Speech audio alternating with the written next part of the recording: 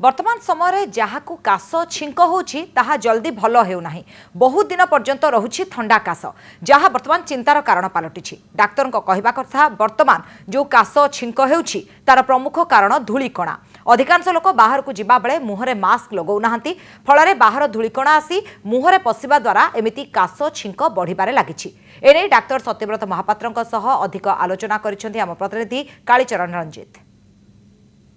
आम सहित डॉक्टर सत्यव्रत महापात्र जोड़ी होती सर कनक न्यूज को स्वागत करी धन्यवाद सर वर्तमान आम देखापी पाचु जो मान काश हो अधिक दिन पर्यंत काश लगी रही पचर कारण कौन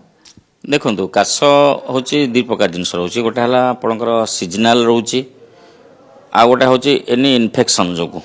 माने एलर्जी सीजनाल मतलब एलर्जी वर्तमान जेहेतु टी पॉल्यूशन जो आटमोस्फियर पॉल्यूशन रोचे आप वेहिकल संख्या बढ़ी बढ़ी चली तेणु वायुमंडल जो पॉल्यूशन रेटा टी हाई हो जहाँद्वारा कि आम जिते डे टू डे एक्टिविटीज करुचु बुलूं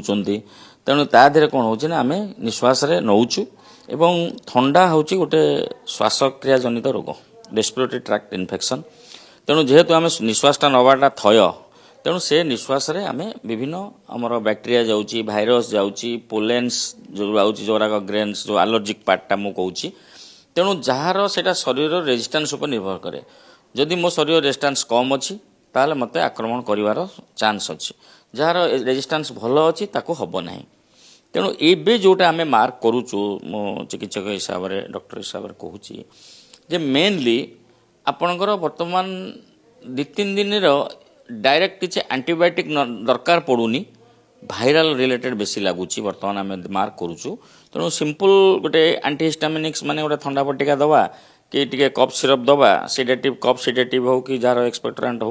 टिके देले 3-4 दिन भितर यहाँ सप्रेसन हो सर देखा तेज कोविड पर जो कोविड जो मैंने टीका नहीं तार किसी प्रभाव देखा मिलूँ कि नहीं शुणु यहाँ तो बर्तमान चली talking of the people but scientifical किसी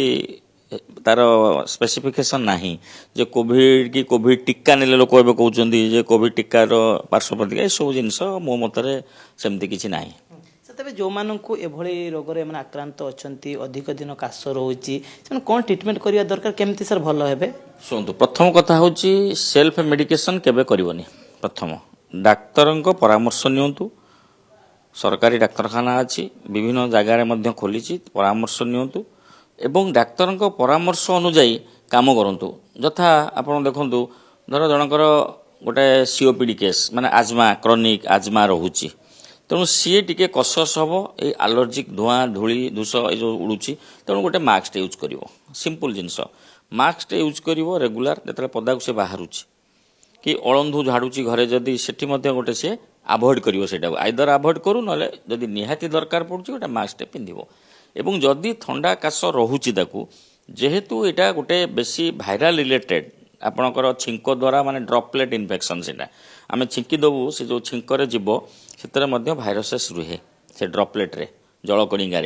तेणु ताकू जदि घरे किए छोट पिला थिबो कि कोनसी सीनियर सिटीजेन्स थिबो तबे मध्य से निश्वास रे नेबे तेणु आम आडभाइस करुचु जदि काश थंडा रोचे तेज घरे गोटे मास्क व्यवहार करूँ